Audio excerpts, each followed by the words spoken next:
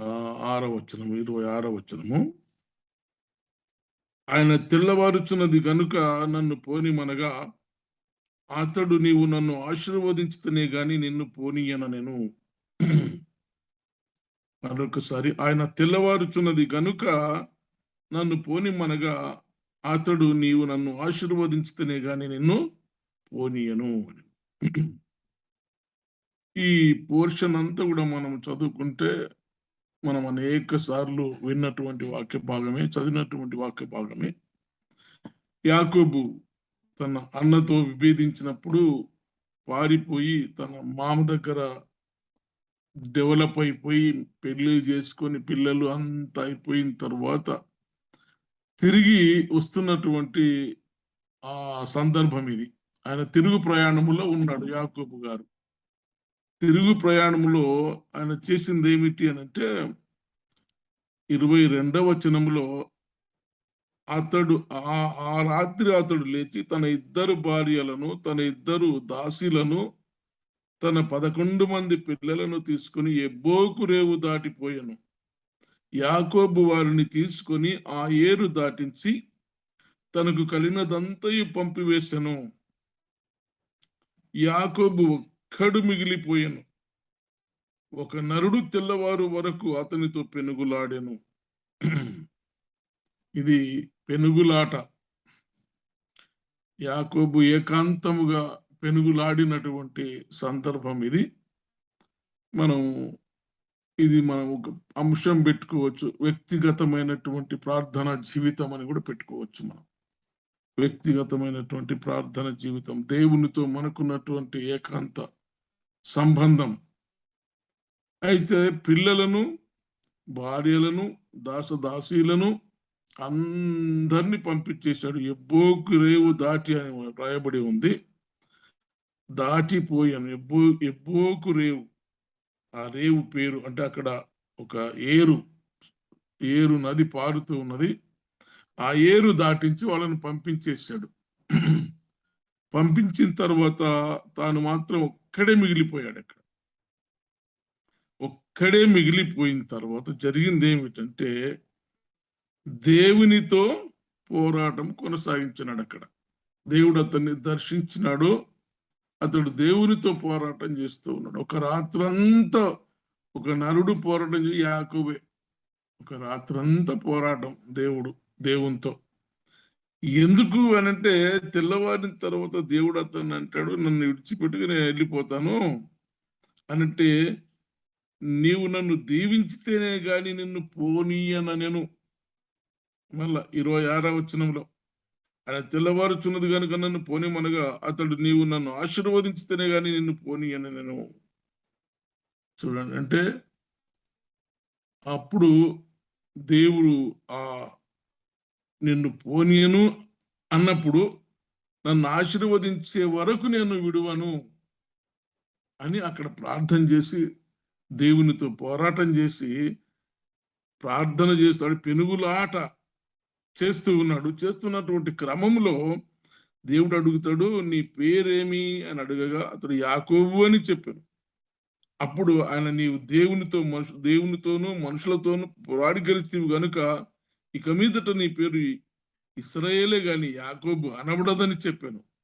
చూడండి, ప్రపంచం అంతటా ఇప్పుడు ఇశ్రాయేలు దేశం మీద దృష్టి సారించి ఉన్నది. ఇప్పుడు యుద్ధాలు జరుగుతున్న ఇశ్రాయేలు దేశం మీద ఎన్నో పోరాటాలు, ఎన్నో యుద్ధాలు జరిగినాయి. డిస్ట్రాయ్ చేసినారు, అసలు లేకుండా చేసేసినారు, అన్ని జరిగిపోయినాయి. ఇప్పుడు ఇంకా పోరాటం జరుగుతూనే ఉంది. అంటే ఇశ్రాయేల్ దేశం ఒక స్పెషల్ నేషన్గా ఇప్పుడు ఏకాంత ప్రార్థనలో ఆయన గడిపినప్పుడు దేవునితో పెనుగులాడి దీవెనలు పొందుకున్నాడు. పట్టు విడువని ప్రార్థన చేశాడు ఆయన. నంబర్ 1 పాయింట్ ఏంటంటే ఏకాంత ప్రార్థన చేశాడు యాకోబు. ఒక్కడే మిగిలి ఏకాంత ప్రార్థన చేశాడు. నంబర్ 2, పట్టు విడువని ప్రార్థన.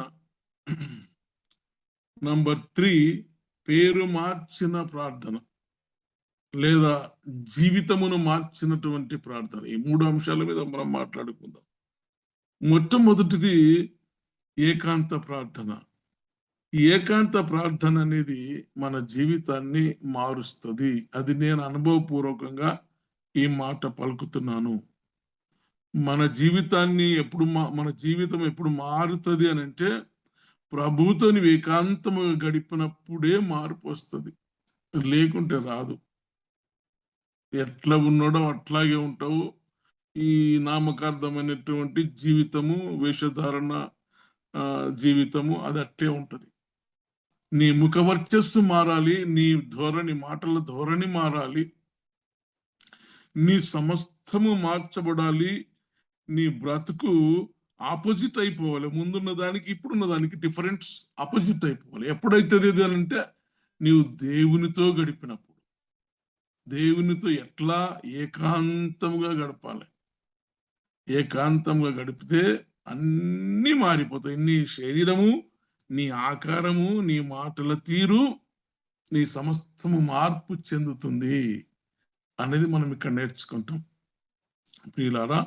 కాబట్టి ఏకాంత ప్రార్థన, పర్సనల్ ప్రేయర్, ఇది నేర్చుకోవాలి మనం. మొట్టమొదటిది పర్సనల్ ప్రేయర్. ప్రభు కూడా గడిపినాడు కదా.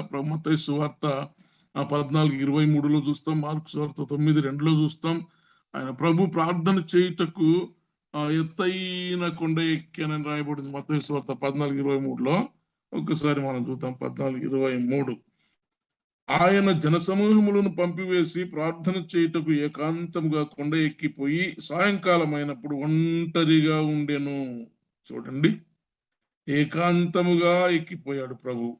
కొండ ఎక్కిపోయి ప్రభు యొక్క ఆయన తన నిత్య జీవితంలో అలవాటు ఏంటంటే దినమంతా పరిచర్య చేయాలి. రాత్రికి ఏకాంతముగా కొండల్లో గడిపేవాడు ఆయన. రాత్రికి ఏకాంతముగా వెళ్ళి తను ప్రభుతో, దేవునితో గడిపేటటువంటి ఆ జీవితాన్ని మనకు ప్రసాదించాడు ప్రభుల వారు. కాబట్టి ఏకాంత ప్రార్థన అనేది చాలా ప్రాముఖ్యమైనటువంటి అంశం. ఎప్పుడు మనము ఇది చేస్తాము అని అంటే మనకు దేవుని మీద తృష్ట కలిగినప్పుడు, దేవుణ్ణి మనం ప్రేమిస్తే, దేవుని దగ్గర మనం పొందుకోవాల్సినటువంటి ఆశీర్వాదాలు పొందుకోవాలనే ఆశ మనం కలిగి ఉంటే ఈ ఏకాంత ప్రార్థనలో గడుపుతాం. తర్వాత రెండవది ఏంటంటే పట్టు విడువని ప్రార్థన.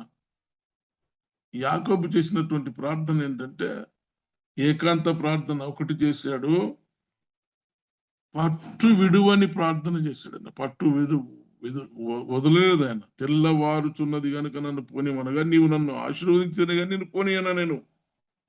చూడండి, అంత పట్టుదల కలిగి నీవు నన్ను ఆశీర్వదించే తప్ప నేను విడువను నేను. అంతే.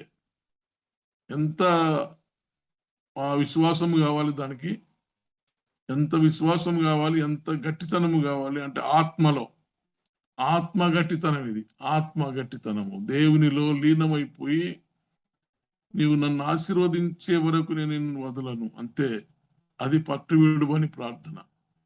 మనం ప్రార్థిస్తూ ఉన్నాం. 26వ వచనంలో మనం చూస్తాం ఈ మాట. తెల్లవారుచున్నది కనుక నన్ను పోనీ అని అంటే నో నీ పోయేది లేదు, నన్ను ఆశీర్వదించే పోవాలి నువ్వు. కాబట్టి ఆశీర్వాదాల కొరకు పట్టు విడవకుండా ప్రార్థన చేసినటువంటి వ్యక్తి ఎవరంటే ఇంకొకరు కూడా చేసినారు. ఎవరు వారంటే హన్న చేసింది. గొడ్రాలు కదా, గొడ్రాలు, పిల్లలు లేరు చాలా కాలము. అన్న ప్రార్థన చేసింది.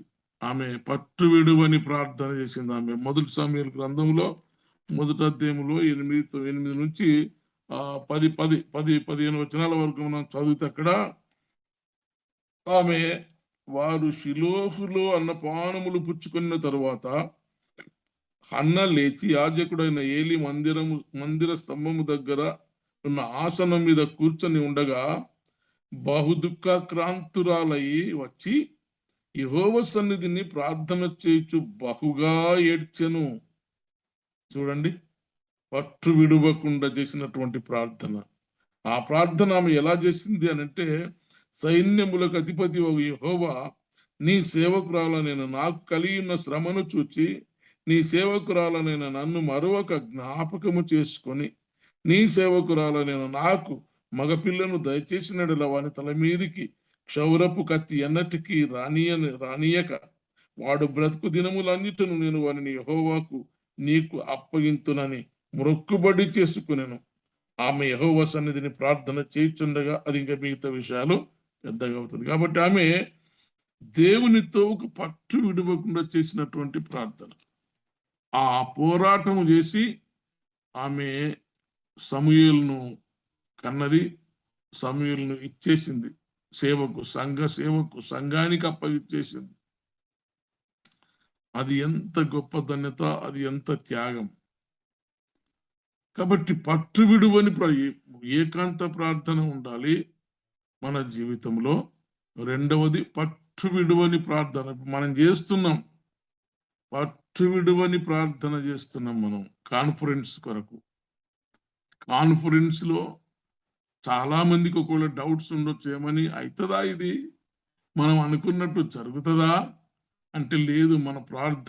మన ప్రార్థన విశ్వాసం మీద స్థిరమైనటువంటి విశ్వాసం కలిగి ఆ ధైర్యముతో మనం మాట్లాడాలి. ఎప్పుడు కూడా తప్పకుండా జరుగుతుంది.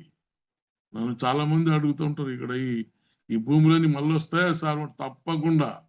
ఎందుకు అని అంటే మనం పట్టు విడవకుండా ప్రార్థన చేస్తూ ఉన్నాం. మిషనరీలు వాళ్ళు తమ జీవితములను త్యాగము చేసి, తమ ఆస్తులను త్యాగము చేసి, వాళ్ళు తమ బ్రతుకులను ఇక్కడ వాళ్ళ ప్రాణాలు పోయే వరకు ఇక్కడ పరిచర్య చేసినారు. కాబట్టి అవి వ్యర్థము కానియడు నా ప్రభు అనే నిరీక్షణ, ఆ దమ్ము మనకు ఉండాలి. అది ఆ ధైర్యం, అది వ్యర్థము పోనీయడు ఆయన. మనం చూడకపోవచ్చు, నేనుండకపోవచ్చు, ఆ టైంలో మనం ఉండకపోవచ్చు, కానీ తప్పకుండా అది తిరిగి వస్తుంది, అంతే అది. కాబట్టి ఇది పట్టు విడువనటువంటి ప్రార్థన. యాకోబుకు ఎంత ధైర్యం వచ్చేసిందనంటే, అన్న నన్ను ఎక్కడ చంపుతాడో ఎదురు చూస్తా ఉన్నాడు, తమ్ముడు వస్తాడేమని ఆయన ఎదురు చూస్తున్నాడు. కానీ అన్ని మొదట మందను పంపించినాడు, కాపరులను పంపించినాడు, గొర్రెలను పంపించినాడు, భార్యలను పంపించినాడు, పిల్లల్ని వీటన్నిటిని చూసి మా అన్న నిదానం అవుతాడేమో, లేకపోతే శాంతిస్తాడేమో అనుకున్నాడు. శాంతిస్తాడు మా అన్న, నన్ను ఏం చెయ్యడు, నన్ను క్షమిస్తాడు మా అన్న అనుకొని ఒకరికొకరిని వాళ్ళని పంపించిన తర్వాత తాను అనుకున్నాడు, ఏకాంతంగా ప్రభుతో పోరాడలేనని. ఇక్కడ పోరాటం చేసినందుకే అక్కడ అన్న కౌగిలించుకున్నాడు. అరే ఎవర్రా వీళ్ళంతా, ఎవర్రా అంటే అన్నా వీళ్ళందరూ దేవుడిచ్చిన పిల్లలన్నా అని చెప్తాడు. ఎంత మంచి మాట చూసినారా? వీళ్ళంతా ఎవర్రా అంటే వీళ్ళ దేవుడిచ్చిన పిల్లలన్నా, వీళ్ళంతా దేవుడిచ్చిన ఆస్తి అన్న ఇదంతా నాకు అని అన్నతో మాట్లాడినప్పుడు సందర్భాన్ని మీకు జ్ఞాపకం చేస్తున్నాను ప్రియులారా. కాబట్టి పట్టు విడువని ప్రార్థన మనకు జరుగుతూ ఉండదు, జరగాలి కూడా. మనం చేస్తున్నాం. ఆ దమ్ముతో, ఆ ధైర్యముతో, ఆ విశ్వాసముతోనే మనము పోరాటం చేయాలి దేవునితో. ఆ గట్టి పోరాటం ఇది, విజయవంతమైనటువంటి పోరాటం ఇది. మనం ఎందుకంటే అందరు ఎవరెవరు, నేను చేసినందుకు ఇదైంది, నువ్వు చేసినందుకు ఇదైంది, ఎంతమంది అనే చెప్పుకోవచ్చు అది. కానీ అది మనం చేసిన ప్రార్థన ఫలం అక్కడ వస్తుంది. అప్పుడు మనం చేసిన ప్రార్థనకు అక్కడ ఫలం వస్తుంది. అందుకే చాలా మందిని చేరమని ఉదయకాల ప్రార్థనలు మీరు చేరండి అయ్యా. ఎంబి హోలీ అవర్ నేను కలిసిన వాళ్ళకంతా చెప్తా ఉంటా, అది లింక్ పంపిస్తూ ఉంటా. చేరే వాళ్ళు ఎవరు చక్కగా చేరడం లేదు, వాళ్ళు మర్చిపోతారో లేకుంటే లేవలేరో మనకు తెలియదు. కానీ ఇది ఈ ప్రార్థన ఉద్యమం అనేది పట్టు విడవకుండా జరుగుతున్నటువంటి ప్రార్థన ఉద్యమం. ఇది ఆసక్తి కలిగిన వాళ్ళు వస్తారు, అది వేరు విషయం. నెక్స్ట్ మూడవది, ఇక్కడ ఏకాంత ప్రార్థన చేశాడు ఆయన. తర్వాత పట్టు విడవకుండా చేసినటువంటి ప్రార్థన ఇది. ఎవరు? యాకోబు చేసినప్పుడు ఇశ్రాయేలు. మూడవది ఏంటంటే పేరు మార్చిన ప్రార్థన. అది మామూలు ప్రార్థన కాదు, అది ఆయన పేరే మార్చివేయబడ్డది. అంటే పేరు మార్చినాడు అంటే మనిషే మారిపోతాడు. ఇక మనిషే మారిపోతాడు. ఇంకా గుణగణాలు కానీ తన యాకోబు కాదు, నీ పేరు ఇశ్రాయేలు. చూడండి, పేరు మార్చిన ప్రార్థన ఇది. ఈ ప్రార్థన మామూలు ప్రార్థన కాదు, ఇది కాబట్టి నేను ఐ లైక్ దిస్ ప్రేయర్. యాకోబు చేసిన ప్రార్థన, పెనుగులాట అనేది. రాత్రంతా పెనుగులాడాడు ఆయన. తొడగూటి మీద దెబ్బ కొట్టిన తర్వాత, అంటే లోకాన్ని వదిలిపోయింది, లోకం వదిలిపోయింది ఆయనలో నుండి. తొడగూటి మీద కింద చూస్తాం మనము, ఎక్కడ పేరు మార్చినాడు కదా 29వ వచనంలో. అప్పుడు అప్పుడు 28, అప్పుడు ఆయన, నీవు దేవునితోనూ మనుషులతోనూ పోరాడి గెలిచివి గనుక ఇక మీదట నీ పేరు ఇశ్రాయేలే గాని యాకోబు అనబడదని చెప్పాను. అప్పుడు యాకోబు, నీ పేరు దయచేసి తెలుపుమనను. అందుకు ఆయన, నీవు ఎందు నిమిత్తం నా పేరు అడిగితివని చెప్పి అక్కడ అతనిని ఆశీర్వదించాను. ఇంకా ఆ కింద 31వ వచనంలో అంటాడు, ఆయన పెనియేలు నుండి సాగిపోయినప్పుడు సూర్యోదయమైన అప్పుడు అతడు తొడకుంటుచున్నాడు. తొడగూటి మీద కుట్టినవని ఎందుకు కదా ఎక్కడనో, తొడగూటి మీద గూడు వసిలేను ఎక్కడ 25, తాను అతని గెలవకుండా చూచి తొడగూటి మీద అతనిని కొట్టెను. అప్పుడు అతడు ఆయనతో పెనుగులాట వలన యాకోబు తొడగూడు వసలేదు. అంటే లోకము వదిలిపెట్టింది, లోకానికి ఆయనకు డిఫరెన్సియేషన్ వచ్చింది. తొడగూటి మీద కొట్టిందంటే ఇంకా నడవలేని స్థితి అన్నమాట. ఎక్కడ? లోకములో నడవలేని స్థితి. లోకపు పోకడలు, లోకపు ఆశలు, లోకపు కోరికలు అన్నిటినీ కూడా వదిలిపోయినటువంటి స్థితి అది. కాబట్టి ప్రియులారా, మన జీవితంలో మార్చబడినటువంటి జీవితము కావాలి. తర్వాత ఏకాంత ప్రార్థన జరగాలి. పట్టు విడువని ప్రార్థన చెయ్యాలి. మార్చబడినటువంటి జీవితము కావాలి. అది మనము చేయాల్సినటువంటి ప్రార్థన. కాబట్టి ప్రియులారా, ఈ అబ్రాహాము కూడా ఒకసారి మనం ఎక్కడ 17వ అధ్యాయంలో మనం చూస్తాం, ఆదికాండం 17లో అబ్రాహాము కూడా మార్చబడ్డాడు. 17:3-5 వచనాలు చదువుకుంటే, అబ్రాహాము సాగిలపడి ఉండగా దేవుడు అతనితో మాట్లాడి, ఇదిగో నేను నియమించిన నా నిబంధన నీతో చేసి ఉన్నాను. నీవు అనేక జనములకు తండ్రి వగుదవు. మరియు ఇక మీదట నీ పేరు అబ్రాహాము అనబడదు, నేను అనేక జనములకు తండ్రిగా. అబ్రాహాము అనబడదు, అబ్రహాము అని పిలవాలి. అబ్రాహాము ఉన్నది ఆయన పేరు. ఇప్పుడు అబ్రాహాము సాగిలపడి ఉండగా నీ పేరు అబ్రహాము అనే బడును అని చెప్తాడు. కాబట్టి పేరు మార్చబడినటువంటి ప్రార్థన, పేరును మార్చిన ప్రార్థన, అంటే మనిషిని మార్చిన ప్రార్థన. కాబట్టి ప్రియమైనటువంటి దేవుని బిడ్డలారా, మన జీవితాలలో ఏకాంత ప్రార్థన ఉన్నదా? మొదటి ప్రశ్న. రెండవ ప్రశ్న, మన జీవితములలో పట్టు విడవకుండా ఒక దాని కోసం, లేదా ఒక సాధన కోసం, ఒక దీవెన కోసం, ఒక ఆశీర్వాదం కోసం అదే పట్టు విడవకుండా మనం చేస్తున్నామా అనేది మూడవది. తర్వాత మన జీవితము మార్చబడి ఉన్నదా? ఇవి మనం ప్రశ్నించుకోవాలి, మనల్ని మనం ధ్యానించుకుందాం.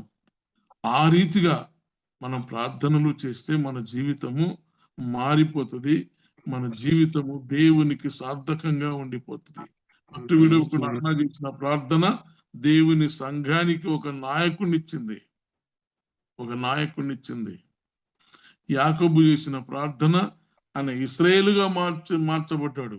అబ్రాహాము చేసిన ప్రార్థన అబ్రహాముగా అనేక జనములకు తండ్రి ఆశీర్వాదాలుగా పొందుకున్నాడు.